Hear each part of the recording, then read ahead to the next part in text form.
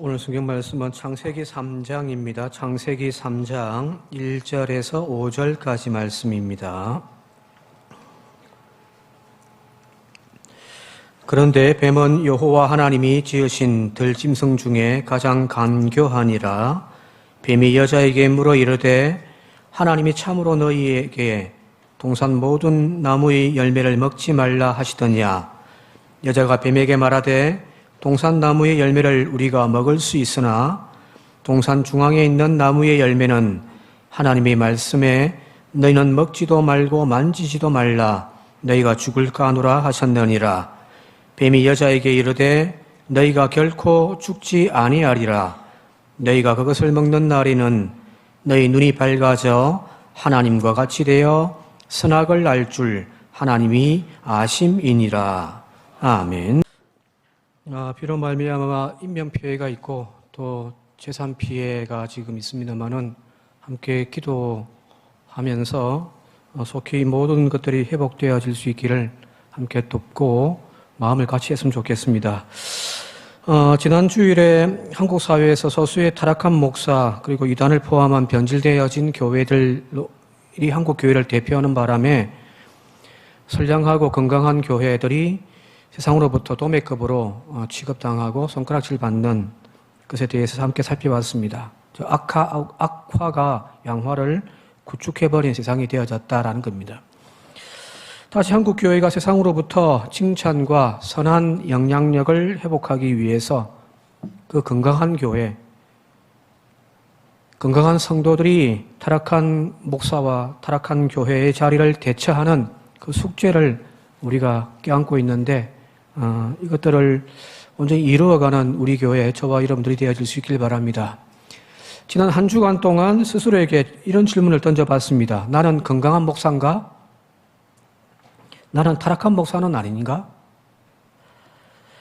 아니면 건강한 목사처럼 보이기 위해서 윗선의 가면을 쓰고 있지는 않는가?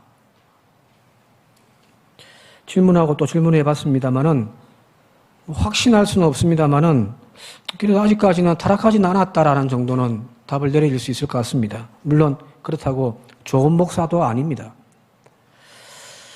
문제는 우리가 건강한 신앙을 가지고 있다 할지라도 내가 아직 타락하진 않았다 할지라도 어느 한순간에 우리도 무너질 수 있다는 겁니다. 즉 타락이란 특정한 사람에게 일어난 특별한 일이 아니라 모든 사람들의 마음에 꼬리를 틀고 있는 그 욕망이 고개를 들기 시작할 때 그리고 그 욕망이 나를 지배하는 그 순간 인간은 누구나 타락할 수 있다는 점입니다. 다인만 봐도 그렇잖아요. 그죠? 어느 매체를 보다가 그 인터뷰에서 잘 아시는 유시민 씨가 이번 대선 결과에 대해서 이렇게 평가하는 이야기를 들은 적이 있는데요. 뭐라고 이야기하냐면은 지난 대선은 시대 정신이 없었습니다. 오직 개개인의 욕망만 존재했기 때문입니다. 라고 하면서 지난 대선을 평가하더라고요. 즉 시대 정신이라는 것이 뭔가요? 독재 시대에는 민주주의를 이루는 것이 그 시대의 시대 정신이었죠. 그죠? 그래서 80년대 기장교회뿐만 아니라 많은 젊은이들이 거리에 나가서 독재 타도 민주주의를 외쳤단 말이에요. 그게 시대 정신인 거예요. 부정부패 정권이 있던 그 시대에는 촛불을 들고 나가서 국민의 권리를 투표로 응징하겠다고 이야기했던 그런 시대 정신도 있었단 말이에요. 촛불이 그런 의미죠. 자, 그런데 지난 대선에서 사람들은 그런 시대 정신 가지고 투표를 임한 것이 아니라 개개인의 마음에 있는 분풀이로 투표했다는 겁니다. 전 정부의 실패한 부동산 정책 그것을 말미암아 소시민들이 좌절을 맛봤잖아요. 그죠? 집값이 막 폭등해. 목포도 마찬가지잖아요. 저 남학 쪽 가면은 그것도 뭐 서울 집값 못지 않더라고요. 집값이 천정부지로 올라가면서 평범한 사람들은 그 직장 생활을 해가지고 돈 모아서 더 이상 집을 구입할 수 없는 현실, 그 현실에 사람들은 분노해서 문재인 정권을 대하여서 정부를 심판하는 그런 마음으로 투표를 했다라는 거예요. 즉, 더 건강하고 더 나은 미래를 위한 바른 지도자를 뽑겠다라는 생각으로 투표한 것이 아니라는 겁니다. 그 결과가 어떻게 되었습니까? 이상한 대통령이 뽑혀버린 거죠. 그리고 그 자리에서 이상한 짓거리만 하고 앉아있단 말이에요. 모두가 지금 무릎을 치고 지금 한탄하고 있는 거죠. 왜 그들은 그렇게 분노했고 왜 투표로 자신들의 생각을 표출했을까? 그 모든 바탕에 깔려있는 것이 다들 욕망이라는 겁니다. 유시민 씨가 하는 말입니다.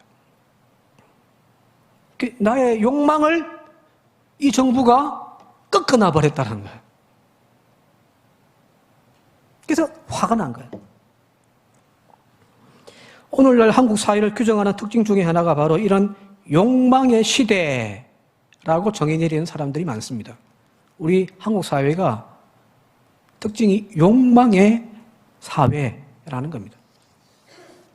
그것을 잘 보여주는 아주 비근한 예가 한국 사회와 서구 사회를 비교하면서 중산층에 대한 기준, 잘 사는 건 떠나도 그냥 중간쯤에 중산층을 정의 내리는 기준이 서로 다르더라는 거잖아요. 아마 다 잘 아실 거예요. 보시면은 중산층을 규정하는 기준으로 한국은 이런 기준들을 가지고 있습니다. 30평의 아파트를 가지고 있어야 되고요. 월 수입이 500만 원은 돼야 되는 거예요. 그리고 2000cc의 중형차를 타는, 그리고 또 내 통장에는 예금이 1억이 탁 쌓여 있어야 되고요. 그리고 연 1회 이상 해외여행을 갈 수 있는 그런 조건들을 가지고 있다면 중산층이라고 이야기를 하는 겁니다. 그런데 이 모든 조건들이 가만히 보시면은 다 형이하학적이에요. 쉽게 이야기하면 물질적인 기준들입니다. 그죠? 반면에 프랑스 같은 경우는 똑같은 중산층을 규정하는데 이런 기준들이 있습니다. 외국어는 하나 이상 할 줄 알아야 되고요. 또 직접 즐기는, TV 보고 앉아가지고 막 보는 그런 거 말고요. 직접 즐기는 스포츠가 있어야 하고, 다룰 줄 아는 악기 한 개 이상은 있어야 되고요. 남들과 다른 맛을 낼 수 있는 특별한 요리를 만들어낼 수 있는 그런 실력도 있어야 되는 거예요. 그리고 약자를 돕는 봉사활동을 꾸준하게 하는 것. 이런 것이 프랑스가 말하는 중산층의 기준이라는 겁니다. 그런데 프랑스의 기준을 보게 되면 이건 형이상학적이거든요. 프랑스만 그런가요? 미국도 마찬가지예요. 미국은 보면은 자신의 주장에 떳떳하고, 이 국정교과서에 나와 있는 거예요. 자신의 주장에 떳떳하고 사회적 약자를 돕고 부정과 불법에 저항하는 것, 그것이 중산층이라는 겁니다. 한국 사회와 서구 사회, 잘 산다라고 하는 그런 사회와의 비교해보면 우리의 기준이 너무너무 물질적이죠. 인간의 욕구에 대한 부분들이잖아요. 2023년 한국 사회가 봉착한 문제, 세계 1위 저출산국이죠. 아이를 안 낳아요. OECD에서 자살률 1위. 우리나라는 1등 아니면 안 합니다. 근데 좋은 거면 괜찮은데 나쁜 것만 하고 앉았어. 출산율이 가장 저조한 나라, OECD 국가 중에서 자살률이 가장 높은 나라, 육아 교육이 광풍을 일으키는 나라, 전세 사기, 연끌 투자와 투기, 또 출생 신고되지 않은 수천 명의 유령 영아들, 낮은 행복 지수, 이런 사회 문제로 나타나는 근본적인 원인이 뭘까? 왜 우리나라는 이렇게 불행한 사회일까? 왜 화가 가득한 그런 사회일까? 바로 그것은 가치보다는 물질에 대한 욕망이 한국 사회를 지배하고 있기 때문이라는 겁니다. 앞서 이야기했던 충성정의 기준에 드러난 그것이 그대로예요. 서구 사회는 가치지향적이잖아요. 그죠? 근데 한국 사회는요, 물질지향적이더란 말입니다. 물질에 대한 욕망이 한국 사회를 지배하고 있습니다. 왜 아예 안 놓습니까? 라고 물어보면 돈이 없어.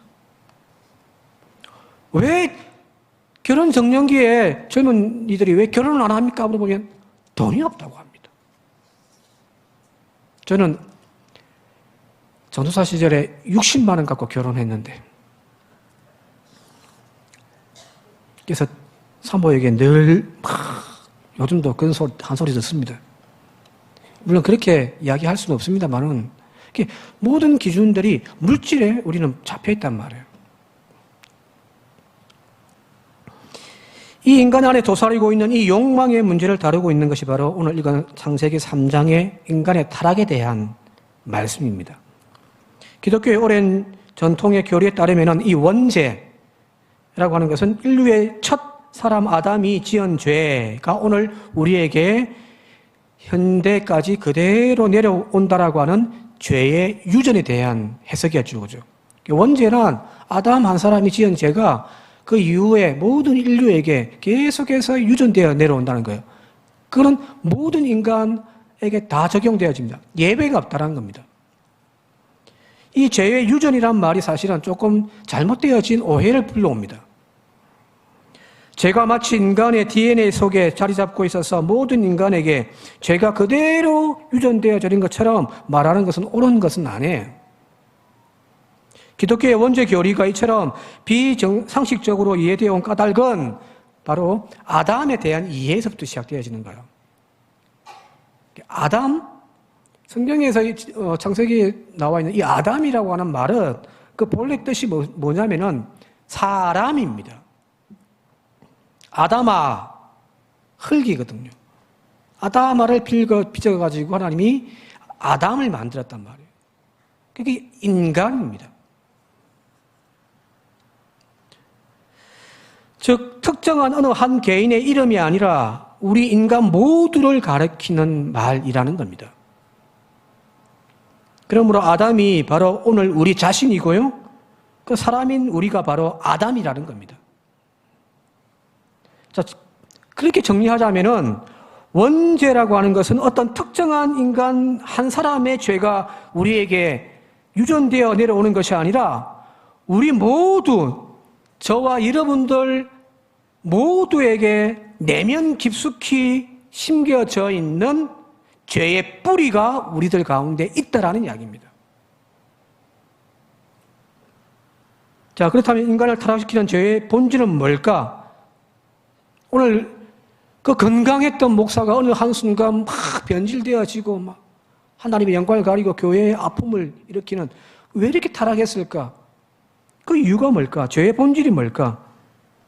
남의 것을 빼앗는 것, 약자에게 주먹질하는 것, 남의 돈을 훔치는 것 등 이런 모든 것들은 다 죄의 결과일 뿐이에요.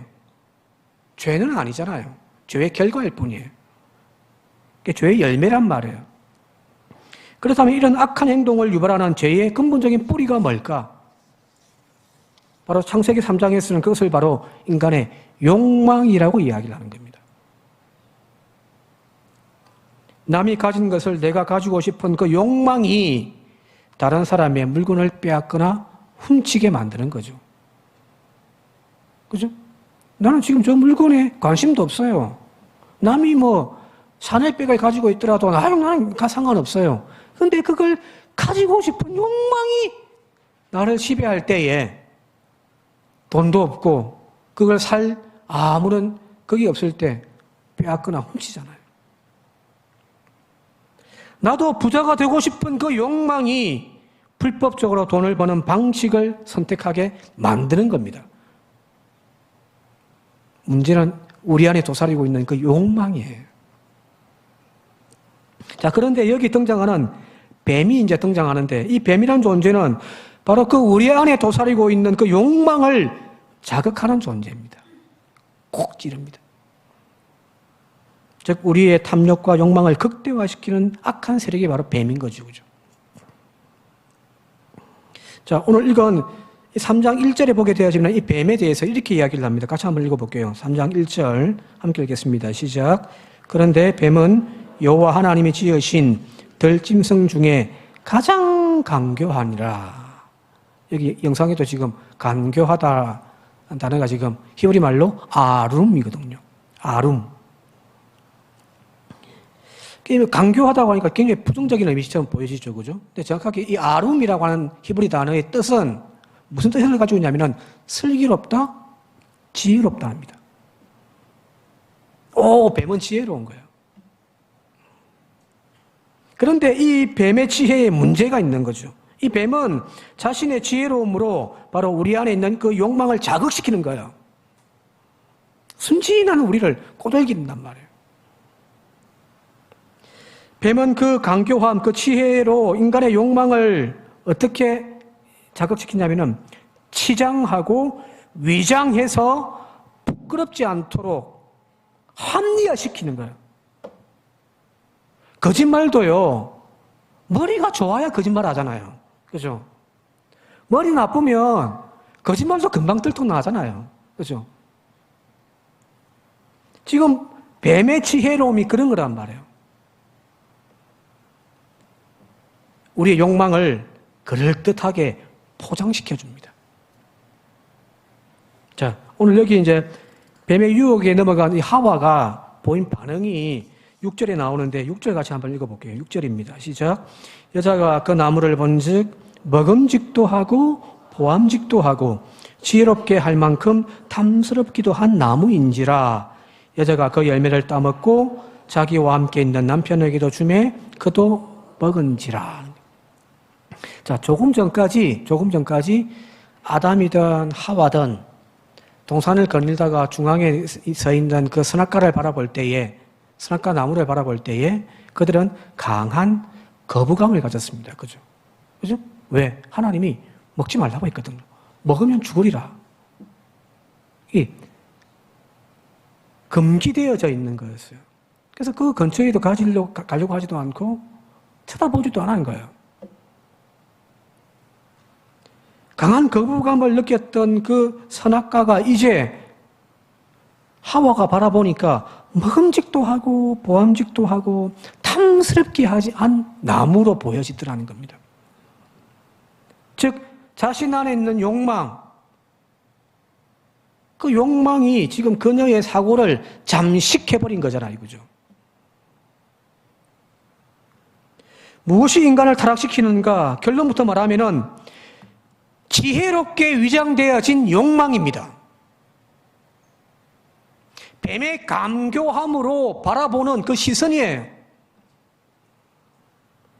보통 사람 같으면은 그 욕망이 내 안에서 솟구쳐 오를 때 부끄러워합니다. 죄책감을 느낍니다.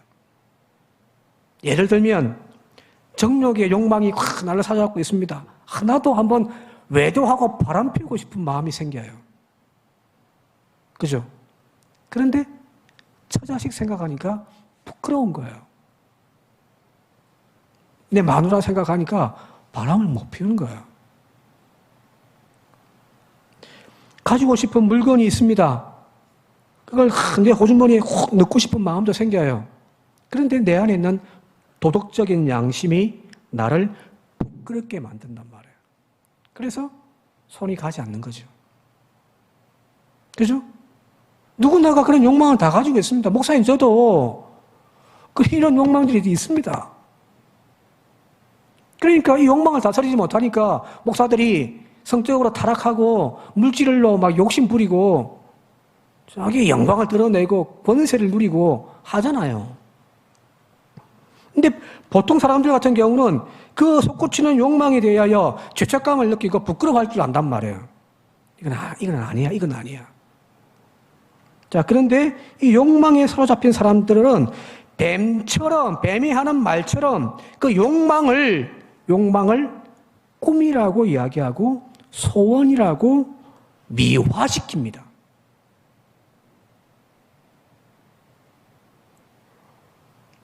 마치 미화시키고 포장해서 자기 자신을 속이는 거죠.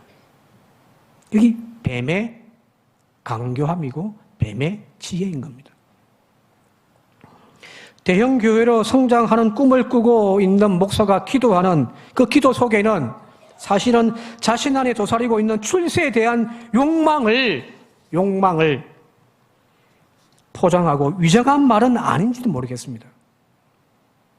모든 목사들이 다 대형 교회 되고 하나님 앞에 우리 교회도 하나님이 이 빈자리들 꽉꽉 채워주시고 부흥되게 해달라고 하는데 그 부흥이 하나님의 영광처럼 보여지지만 또 한 면에서는 자기의 욕망이 그 안에 있는데 그 욕망을 포장해서 그렇게 이야기하는 것은 아닌가라는 거예요. 정말 순수하게 교회 부흥과 신앙의 성장을 꿈꾸었다면 대형 교회로 성장한 이후에도 여전히 그는 타락해서는 안 되는 거예요. 그죠? 하나님의 영광을 위하여 교회가 성장되어졌다면 그 자리에서도 정말 처음 마음 가지고 신실한 겸손한 종으로 섰어야죠. 그러나 누구나가 그 자리에 서면 다 변질되어지고 그 열매의 달콤함을 즐기는 모습을 보여주는 것은 사실은 자신의 욕망을 교회의 부흥이라고 포장시킨 것입니다. 하나님 저도 부자 되게 해주세요. 하나님 저도 돈벼락 맞게 해주세요. 하나님 저도 로또 되게 해주세요. 이렇게 속물처럼 지설적으로 기도하는 분들은 없죠. 그죠? 그죠? 다 그럴듯하게 포장해서 기도합니다. 하나님, 이 사업이, 이 가게가 성공시켜 주시면 하나님 위하여 사용하겠습니다.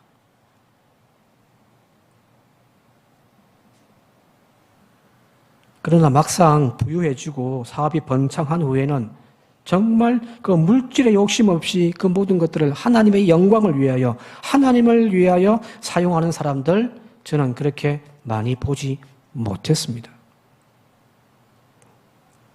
오히려 성공으로 말미암아 믿음에서 점점 멀어지고요. 물질의 풍요가 세상을 향하여 뻥 뚫린 고속도로를 깔아놓아 점점점 세상으로 나아가더라는 거예요. 뭘까요? 하나님이 응답을 잘못해 준 겁니까? 아니에요. 자신의 욕망을 그럴듯하게 포장한 겁니다. 뱀의 강교함으로 기도한 거죠. 다 자신들의 욕망을 위장하고 포장하는 뱀의 강교한 지혜에 우리 스스로를 속이고 있는지도 모르겠습니다.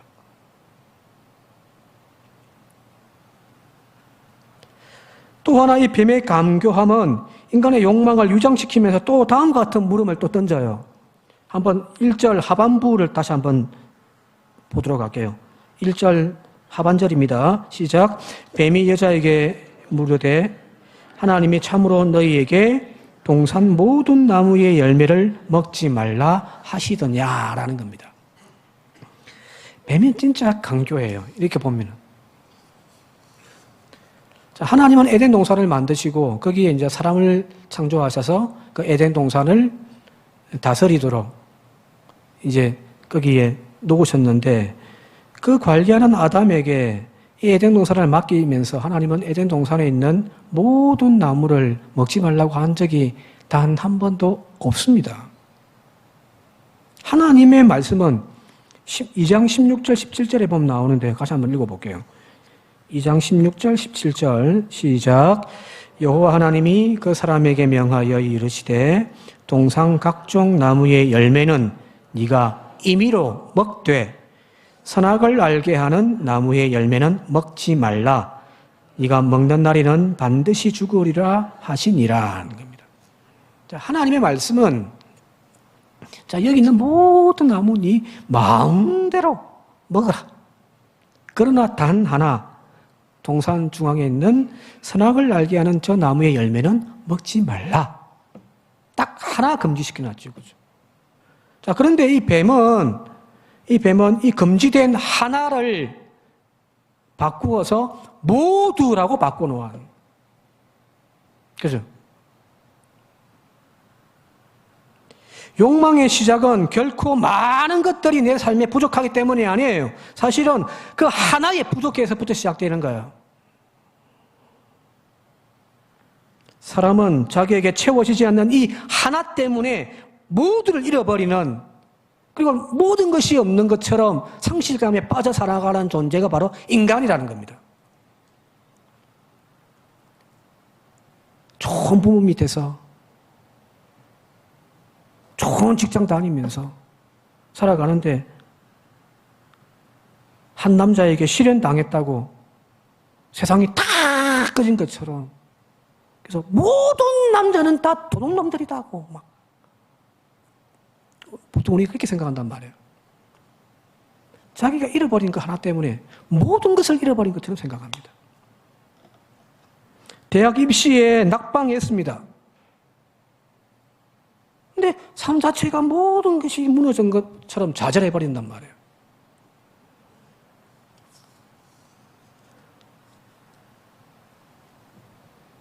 다 모든 것이 다 행복하게 살아가는데 건강을 잃어버렸습니다. 근데 우리는 그 잃어버린 건강 하나 때문에 내 삶이 불행하다고 우리는 생각을 하고 있는 거예요. 무슨 말인가요? 부족한 하나가 내 마음을 지배하는 순간 하나님께로부터 허락되어진 모든 것에 대한 은혜가 얼마나 많은지를 우리는 다 잊어버리고 살아갑니다. 얼마나 많은 것들이 지금 내 삶에 주어져 있는가에 대한 감격과 행복도 잊어버리는 거죠. 인간이 정말 어리석은 거예요. 마치 하나가 부족한 것을, 하나가 금지되어진 것을 전부가 없는 것처럼 스스로 절망하고 좌절하고 주저앉아서 온전히 그 하나가 그냥 매달려. 사람이 불행해지는 것이 바로 여기에 있습니다. 진짜 모든 것이 다 허물어지고 모든 것이 다 절망적인 상황이기 때문에 사람들은 염려하고 걱정하고 좌절하는 것이 아니에요. 늘 없는 것만을 생각하고 있는 것이 인간이기 때문입니다.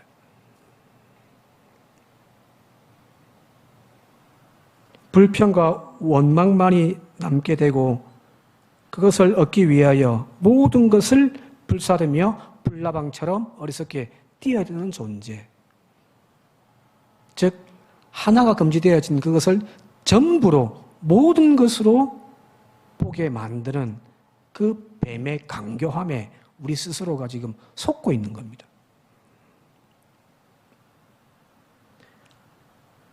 아담과 하와는 그 채워지지 않는 그 하나 때문에 모든 동산나무의 실과를 등진 채 결국에는 에덴 동산에서 쫓겨나 버리잖아요. 그죠?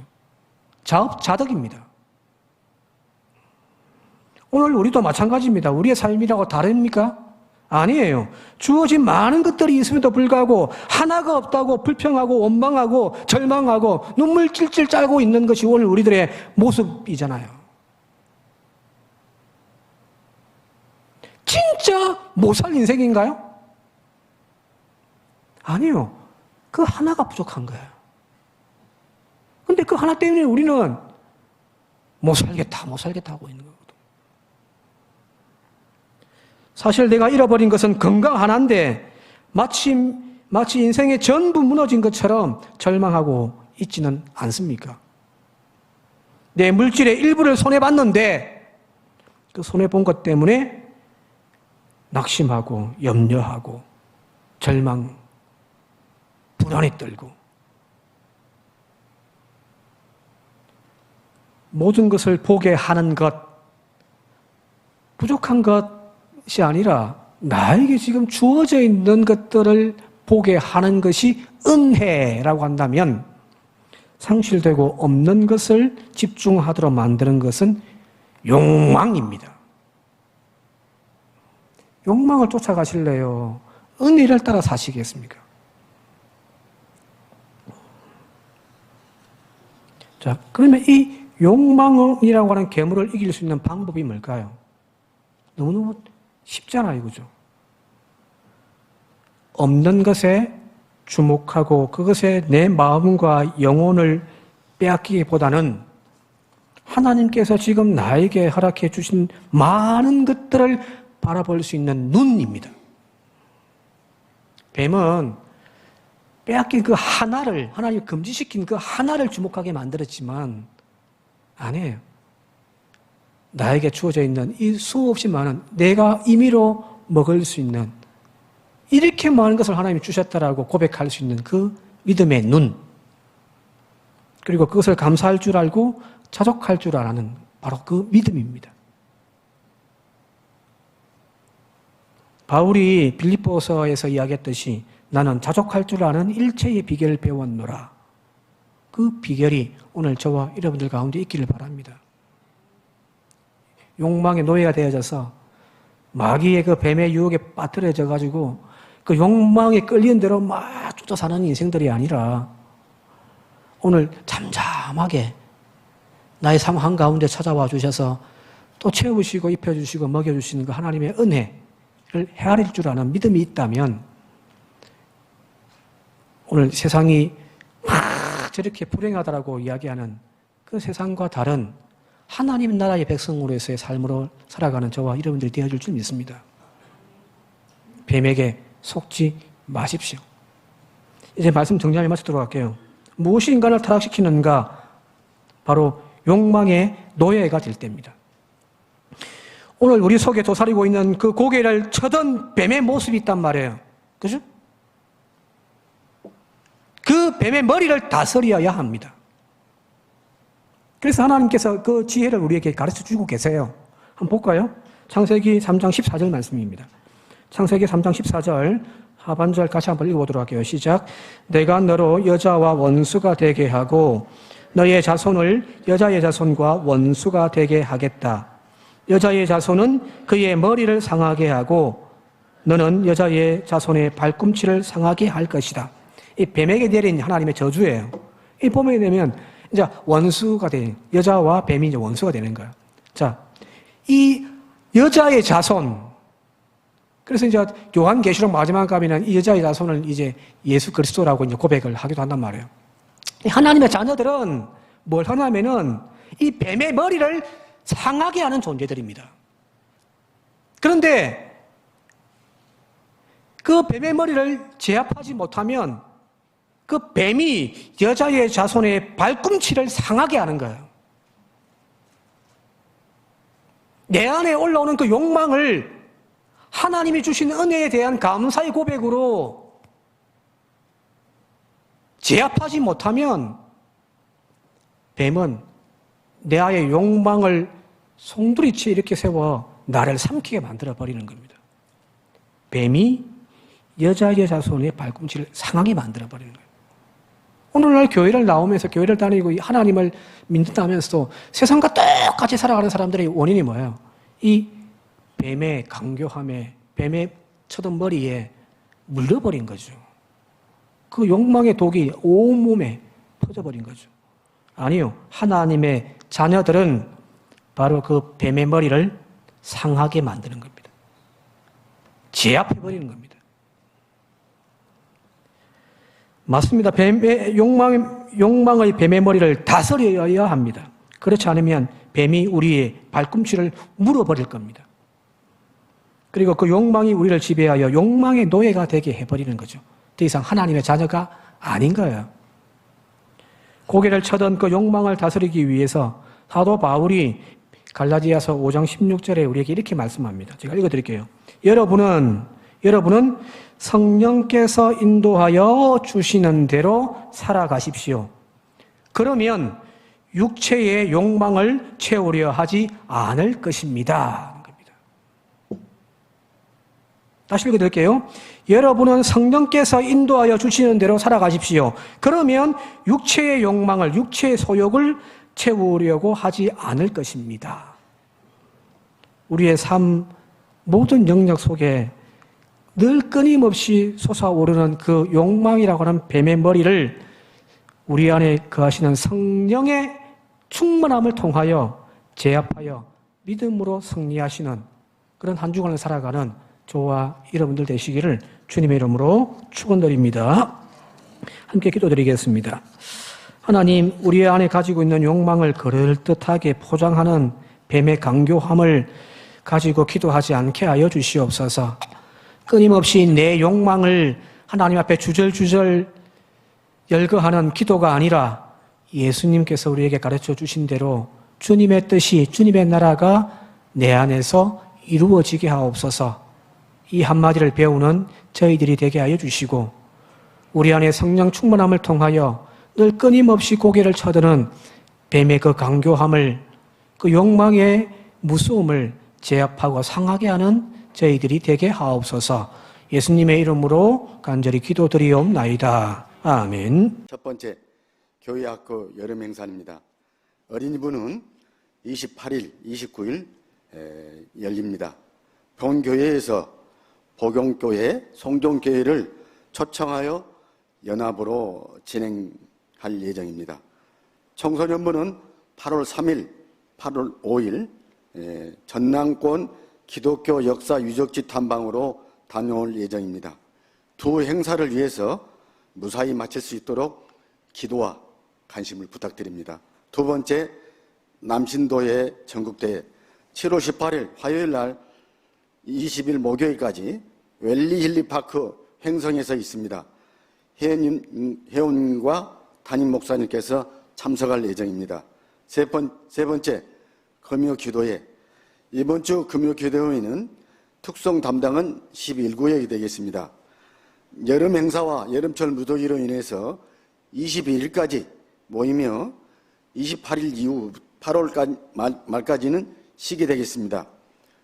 금요기도회 쉬는 동안은 토요일 새벽 기도회는 모여지도록 하겠습니다. 네 번째, 여신도의 올레회. 오늘 오전 예배 후에 본 자리에서 예배실에서 모이겠습니다. 다섯 번째, 청소봉사입니다. 이번 주 청소봉사는 4.5 여신도회입니다. 여신도 회원들은 많은 관심과 참여를 당부드립니다. 주보에는 게재되지 않는 사항을 말씀드리겠습니다. 목포 장로회 올레회의가 7월 22일 토요일 11시 양동교회에서 개최됩니다. 장로님께서는 참고하여 주시기 바랍니다. 성경 백독운동이 되겠습니다. 백독운동 중 20독이 완료되어 있습니다. 이번 주 통독자는 민경식 집사님이 일독하셨습니다. 교인 소식입니다. 박병호 장로님께서 한국병원에 입원해 계십니다. 위에서 중보기도 부탁드리겠습니다. 7월 행사와 향기로운 법에는 주보를 참고하여 주시기 바랍니다. 이상입니다.